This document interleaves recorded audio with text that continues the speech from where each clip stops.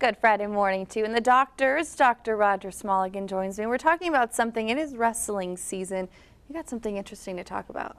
Right. It's something that I don't want to say there's a huge outbreak of this, but there's a very interesting infection called herpes gladiatorum. So like think of gladiators out wrestling.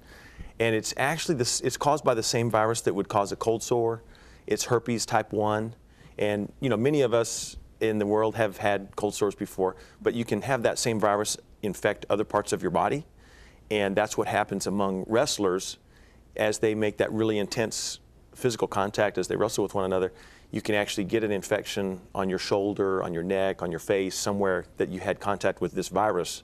And it's actually spread by that person-to-person contact.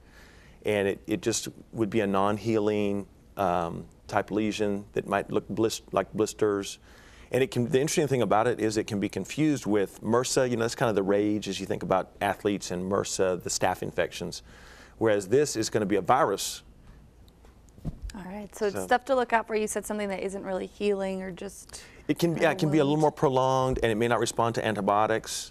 And it's got that interesting name, herpes gladiatorum. And so we just want to, probably anybody with an active lesion from MRSA or this herpes gladiatorum, you want to keep it covered. You probably don't want to wrestle till that heals up a little bit. And you said this isn't something to be alarmed about, but there have been cases here. Correct. We have seen some in Amarillo. It's not a big outbreak or anything, but just something to keep in the back of our minds. If your son wrestles or daughter wrestles and they have a lesion that's not healing quickly, you might think, could it be a virus? So go to the doctor and there is treatment for that? There is. All right. Thank you, Dr. Smalligan. My pleasure.